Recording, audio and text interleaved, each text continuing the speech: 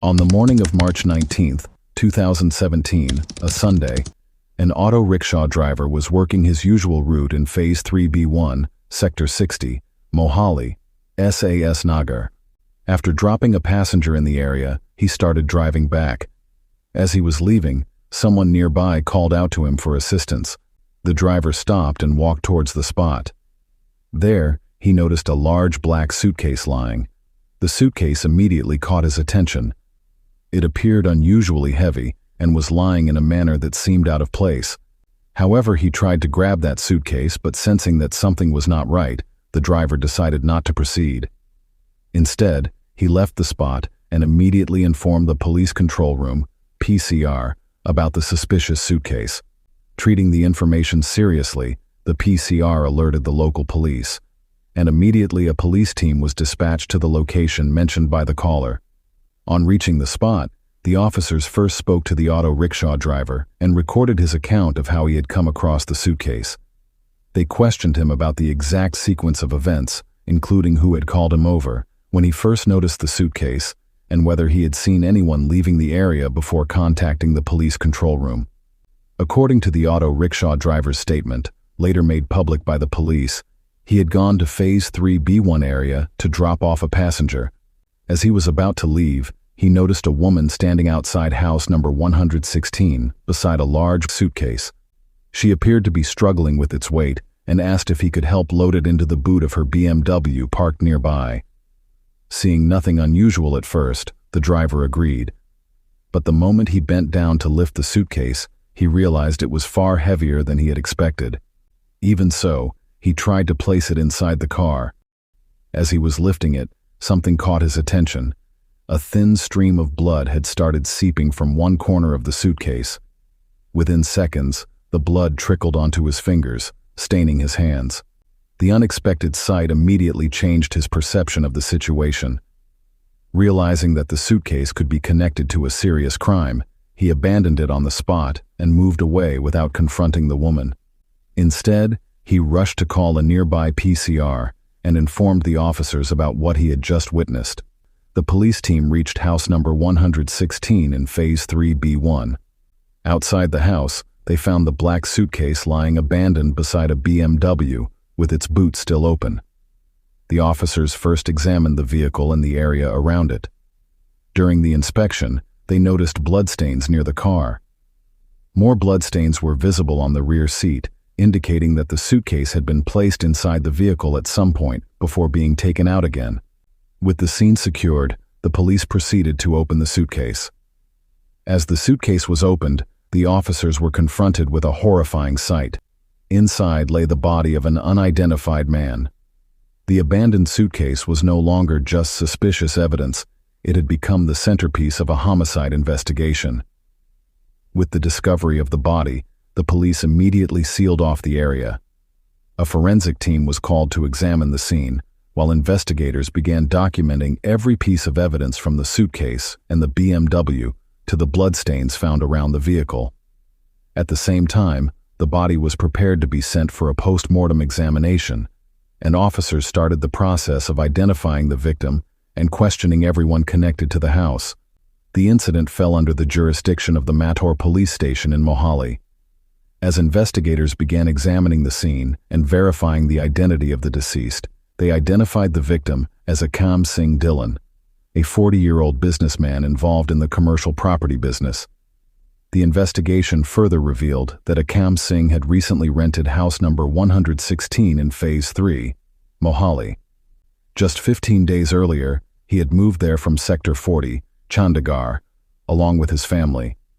He lived with his wife, Sirat Kaur, age 35, and their two children. Ekam and Sirat had been married for nearly 12 years. From the outside, they appeared to be a settled family that had recently started a new chapter in a new home. But with Ekam's body now recovered from a suitcase outside that very house, investigators were faced with a crucial question. Who had killed him, and how had his body ended up just outside his own residence? The discovery sent shockwaves through the local community. A businessman whose body had been tightly packed inside a large suitcase and placed in the rear of his BMW parked outside his rented house. What made the case particularly disturbing was the apparent attempt to dispose of the body. Standing approximately 6 feet 3 inches tall, Ekham's body had been folded and forced into the suitcase before it was moved towards the BMW. Investigators suspected that the person responsible intended to transport the suitcase to a secluded location and dispose of it there.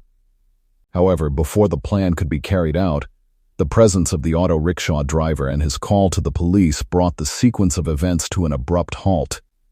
As investigators began looking into Ekam Singh Dhillon's background, they found that the case involved a family with political connections. Ekam's wife, Sirat Kaur, was the niece of former Congress leader Ajitinder Singh Mofar. Following the death of Sirat's father during her childhood, Mofar had helped raise her. Sirat was also known to share a close relationship with her mother, Jaswinder Kaur, and her brother, Vinay Pratap Singh. Given these connections and the circumstances surrounding Ekam's murder, the case quickly drew significant public and media attention. What had begun as the discovery of a suspicious suitcase soon evolved into a high-profile murder investigation, with every development coming under close scrutiny. With the victim identified, the investigation moved into its next phase. The police began examining every possible piece of evidence at the scene and conducted a detailed search of House No. 116, where Ekam Singh Dhillon had been living with his family. Inside the house, the officers found the couple's 2 children. According to the investigation, both children had been asleep during the night when the incident took place and were still inside the house when their father's body was recovered outside. The children appeared to be in a state of shock as the police searched the premises. As the search continued, investigators noticed something that immediately raised further questions. While the children were inside the house, Sirat Kaur, Ekam Singh Dhillon's wife, was nowhere to be found. Her unexplained absence, at a time when her husband's body had just been discovered outside their home, made her one of the first people the investigators needed to locate and question. During the search of the house, investigators made another significant discovery. On the first floor, where Ekam Singh Dhillon and his family had been staying, the police found bloodstains at multiple spots. Some of the stains appeared to have been wiped in an apparent attempt to clean the area, but traces of blood were still visible. The findings suggested that the crime may have taken place inside the house before the body was placed in the suitcase. The investigation then turned towards the landlord who lived on the ground floor of the same property. The police questioned him to determine whether he had heard or witnessed anything unusual during the night or early morning. According to the landlord's statement, he and his family had left the house for their usual morning walk and had not noticed any suspicious activity before the police arrived.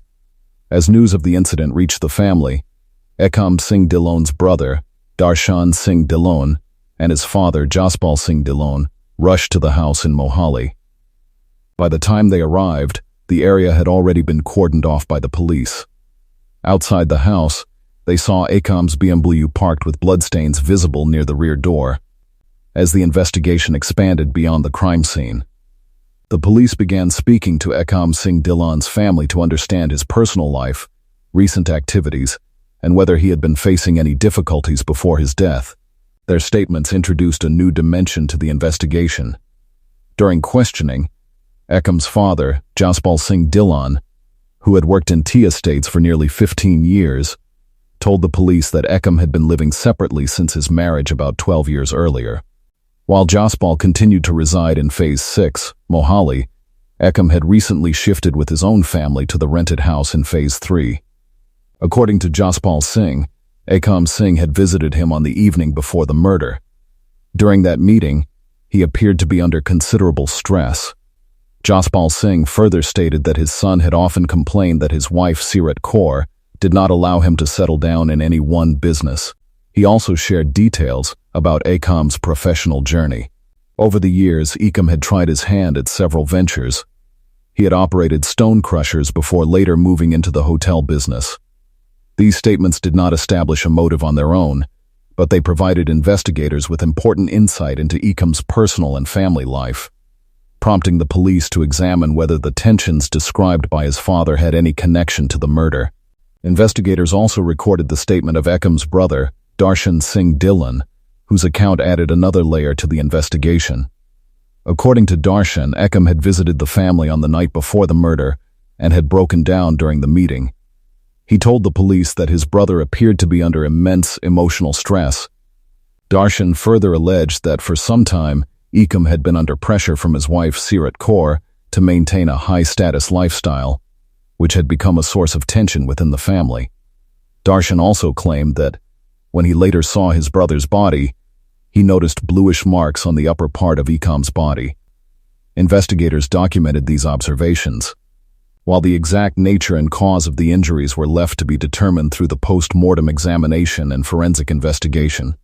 Taken together, the statements of Ekam's father and brother suggested that he had been facing personal and family-related stress in the days leading up to his death.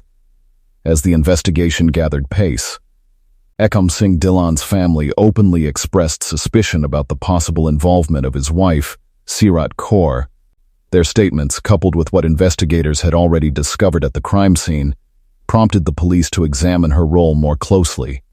At the same time, Sirat herself was missing.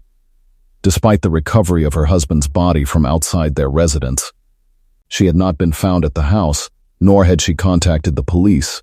Her unexplained disappearance immediately became a matter of concern for the investigating team. For the police, locating Sirat Kaur became a priority. As Ekam's wife and one of the last known people believed to have been with him before his death, her whereabouts could prove crucial in reconstructing the events leading up to the murder. As the investigation progressed, Darshan Singh Dhillon, Ekam's brother, formally lodged a complaint with the police. In his complaint, he alleged that the motive behind the murder was linked to Ekam's wealth and property. According to Darshan, Ekam was engaged in the commercial property business and had acquired properties near Gurgaon and Mullanpur, collectively valued at around 5 crore. He further claimed that these properties had been registered in the name of Ekam's mother-in-law and that the corresponding funds were lying in her bank account. Based on these allegations, Darshan accused Sirat Kaur, along with her mother Jaswinder Kaur and brother Vinay Pratap Singh, of conspiring to murder Ekam for financial gain. These allegations formed a significant part of the complaint and provided investigators with a possible motive. However, at that stage, the police still needed to verify every claim through forensic evidence, witness statements, and the ongoing investigation before drawing any conclusions. Following the complaint and the initial findings of the investigation, the police intensified their search for Sirat Kaur, and within 24 hours of the crime, she was located and taken into custody. After her arrest, investigators began questioning her in detail. The interrogation focused on reconstructing the events leading up to Ekam Singh Dhillon's death, her movements during the relevant period, and the circumstances under which she had left the house after the incident. During custodial interrogation, the investigation took a significant turn. According to the police, Sirat Kaur admitted to her involvement in Ekam Singh Dhillon's murder and stated that the crime had been carried out with the help of her brother, Vinay Pratap Singh, and one of his friends, Jagat Singh. The police then began verifying her statement by matching it against the evidence collected from the crime scene and other material gathered during the investigation. Around the same time, the preliminary findings of the post-mortem examination also became available. The examination indicated that a bullet fired from a pistol had pierced through Ekam's head. The final post-mortem report later confirmed that the cause of death was a gunshot injury. The forensic investigation further established that the weapon used in the murder was a pistol licensed in Sirat Kaur's name. According to the investigation, a single shot had been fired at Ekam, striking him near the ear and passing through his head. These forensic findings became a crucial piece of evidence, as they corroborated the medical examination and helped investigators reconstruct the manner in which the murder had been committed. As the investigation progressed, the police made several new revelations in this case.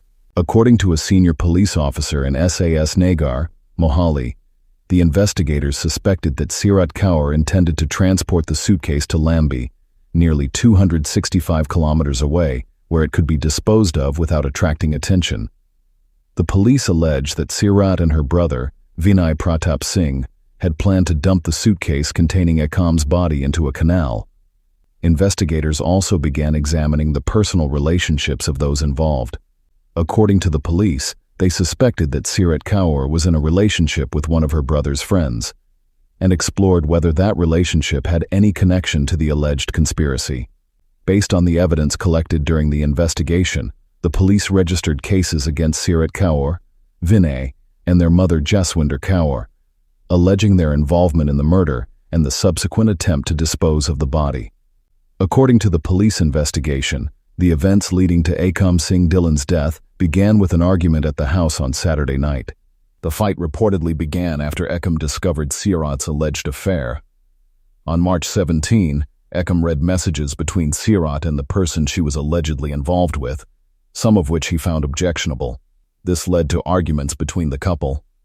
The following evening, March 18, Ekam took Sirat to a gurdwara and asked her to swear that she was not having an affair.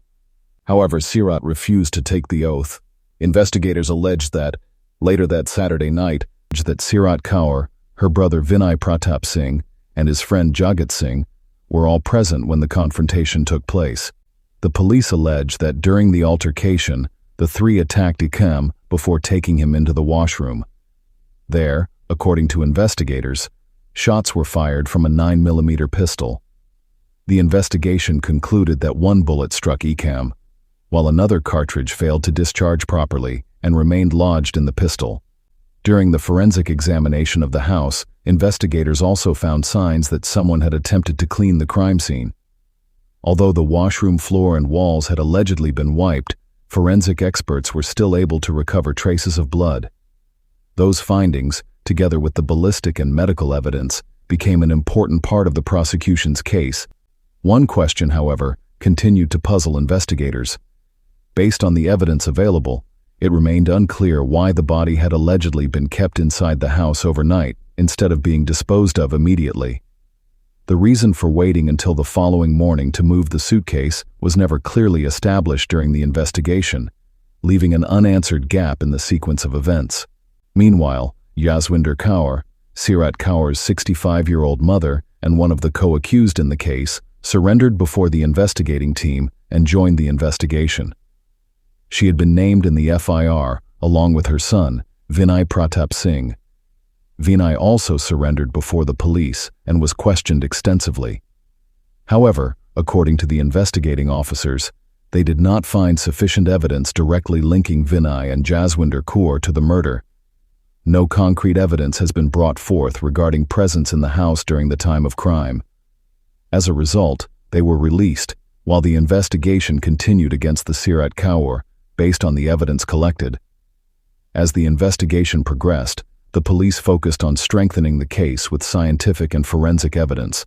During the search, investigators seized several important exhibits, including blood-stained earth, blood-stained cloth, biological samples collected from the suitcase, an empty cartridge case, a fired bullet, blood samples from a wooden Almirah, and a 7.65mm USA-made pistol, along with live cartridges.